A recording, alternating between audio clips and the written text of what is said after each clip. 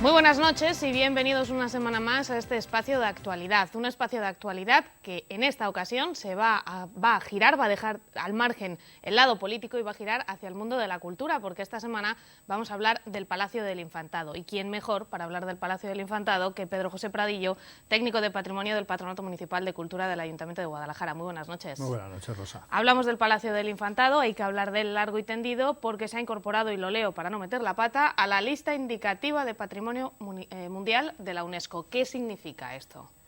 Bueno, significa que hemos salvado los dos primeros escollos para que la UNESCO nos pueda declarar Patrimonio Mundial. El primer escollo es que el proyecto que presentó el Ayuntamiento de Guadalajara a la Consejería de Cultura, que haya conseguido el beneplácito de los técnicos y de los políticos de la Consejería de Cultura. Decirte, a modo de curiosidad, que en el año 2001 lo intentó José María Brís con un proyecto y no fue aceptado por la Consejería. El nuestro fue realizado en 2013 y hasta el año 2015, hasta este año, no ha sido presentado a la mesa de trabajo de este Consejo Nacional. Y fue el otro día, el 15 de septiembre de este mismo año, cuando Antonio Román y un servidor fuimos al Ministerio a defender este proyecto frente a todos los a todos los técnicos de cultura de todas las comunidades autónomas de este país y otros entes que están preocupados por la conservación del patrimonio histórico-artístico. Es decir, primer paso es que la Junta lo avaló y lo pudo presentar porque el Ayuntamiento no lo puede llevar directamente a esa mesa de trabajo.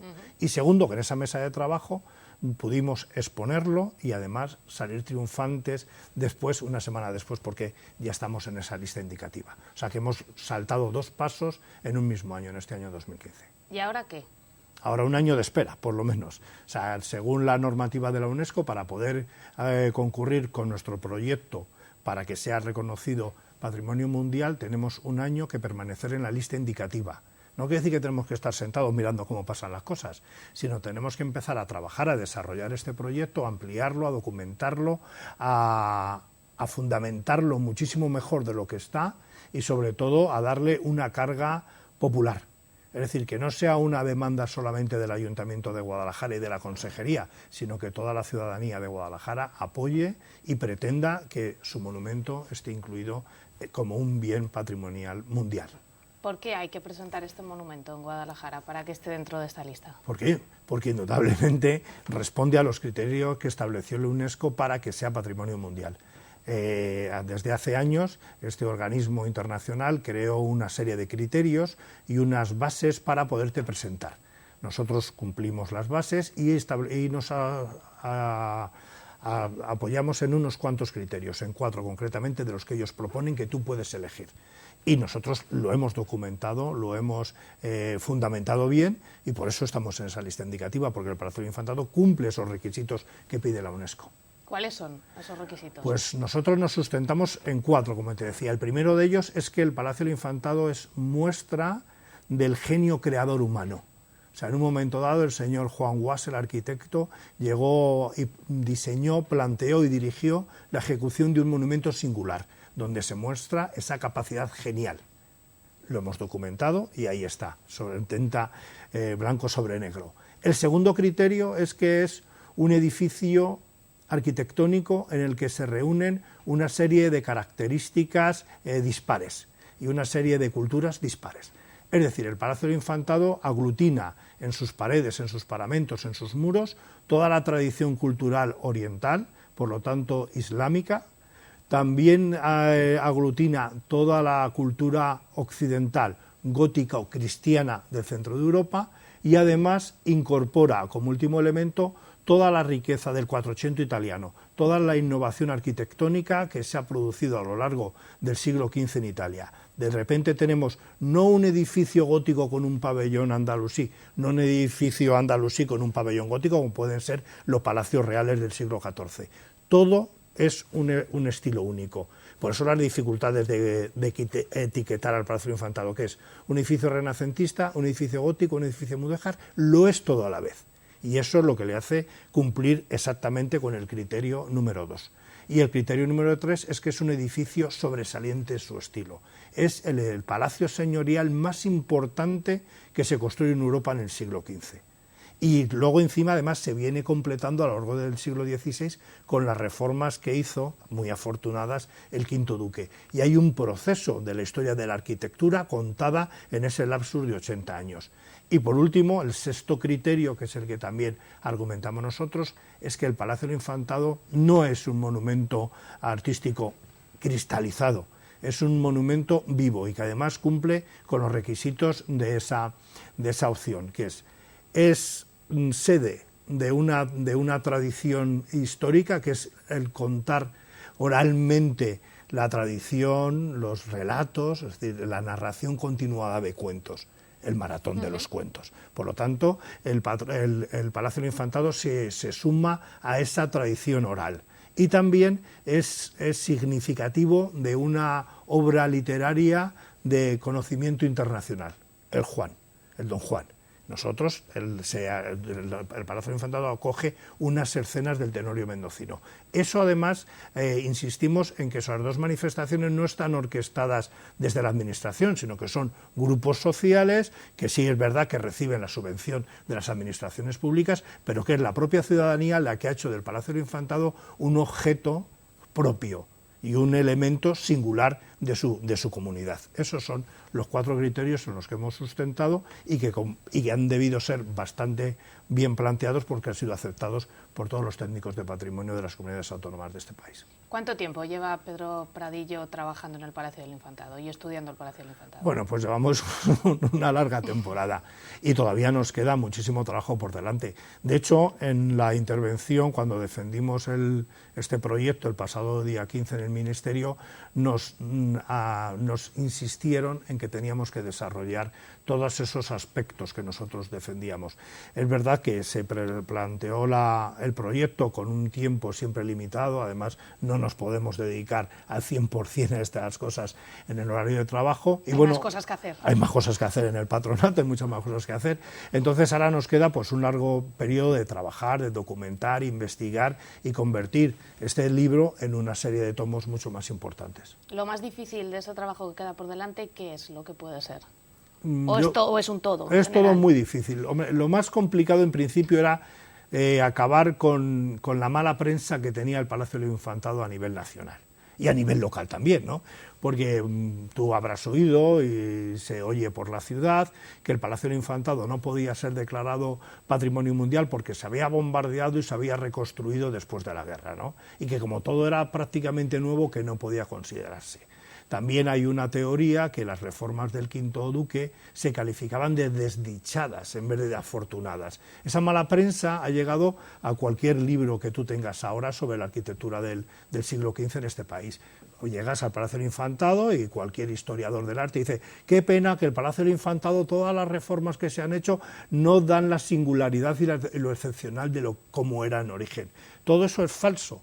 En realidad el Palacio del Infantado se conserva bien y el que haya sido reconstruido no quiere decir que no pueda optar a estar en la lista indicativa. Por ejemplo, yo en la exposición que hice en aquel momento, y lo repito constantemente, hay otros monumentos que son patrimonio mundial que se han declarado así después de haber sido reconstruidos por completo.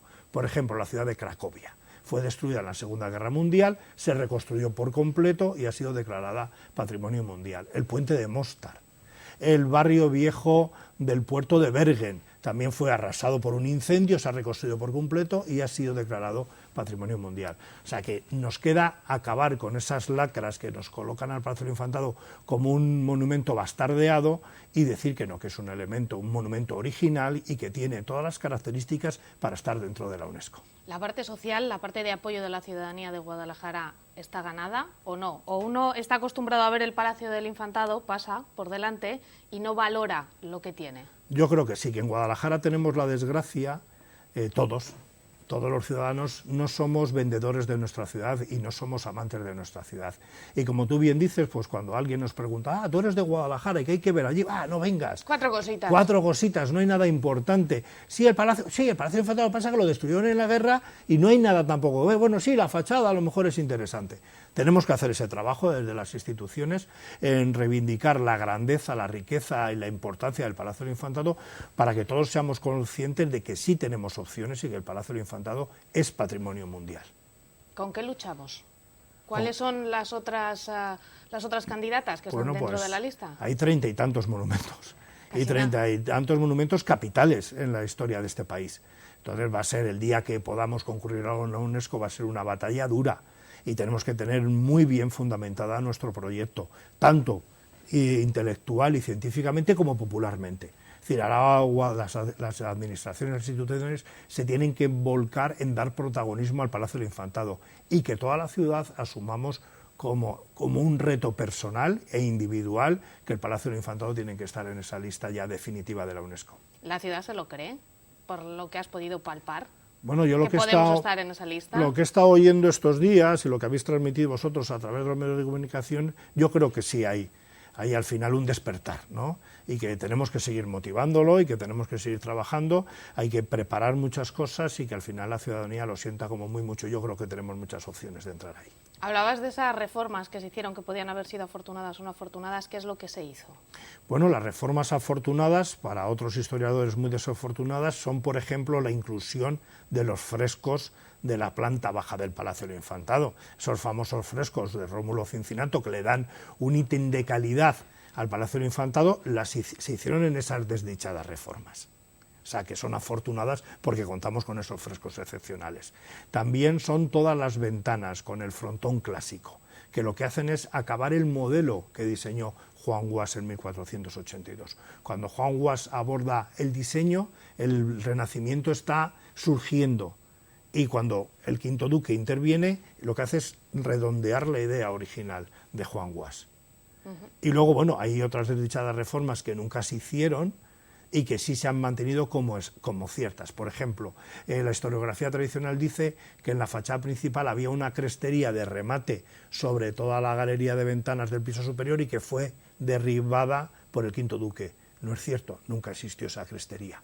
También se dice que las columnas del patio fueron sustituidas y se alzó el nivel del patio 1,5 metros. Es verdad que los fustes de las columnas sí se cambiaron, excepto las 4 esquineros, pero nunca se cambió la rasante del patio.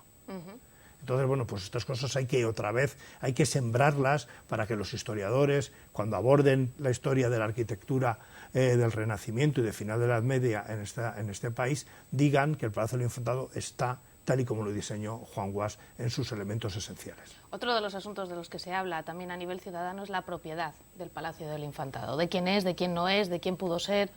¿Cómo está ese asunto? Está saldado desde enero de 1960, en que se firmó una escritura de traspaso de poder en el Ayuntamiento de Guadalajara.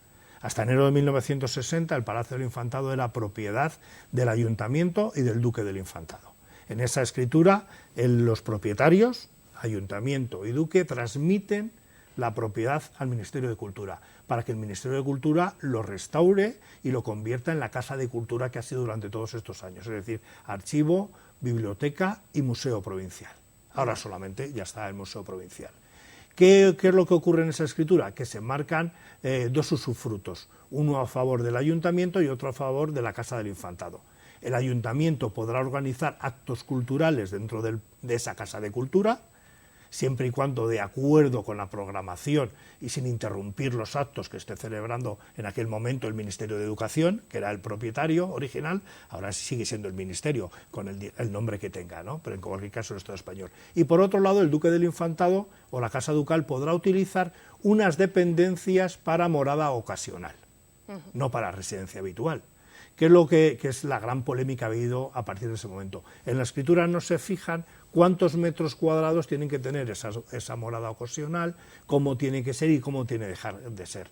Pero solamente tienen derecho a utilizarlo temporalmente, unas estancias determinadas que tendrán que ponerse de acuerdo alguna vez la Casa Ducal con el Ministerio de Cultura. El hecho de que se hayan mantenido siempre actividades dentro del Palacio del Infantado en una época reciente tiene que ver con que se haya también tenido más interés en mantenerlo correctamente, en acometer las cosas que haya habido que acometer para mantenerlo bien.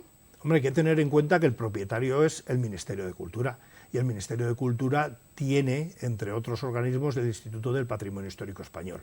Sus técnicos están constantemente controlando los posibles problemas estructurales que tenga el Palacio del Infantado, y hay intervenciones constantes de restauración y de rehabilitación y de reparación de daños, y por lo tanto eso permite que haya toda esa actividad cultural que tú dices, tanto en el interior, con el Museo Provincial, con las exposiciones que está organizando ahora constantemente, o también en el patio, que es donde el Ayuntamiento tiene una intervención directa con todos los actos culturales que se proponen allí y que se realizan. Nos comentabas al inicio de esta entrevista que BRIS lo intentó en su momento.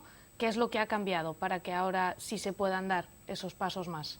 Bueno, y crucemos los dedos para que se pueda terminar la andadura. Parece que en aquel momento, en el año 2001, la Consejería optó por la ruta de Don Quijote, optó por otro proyecto en vez de por el nuestro.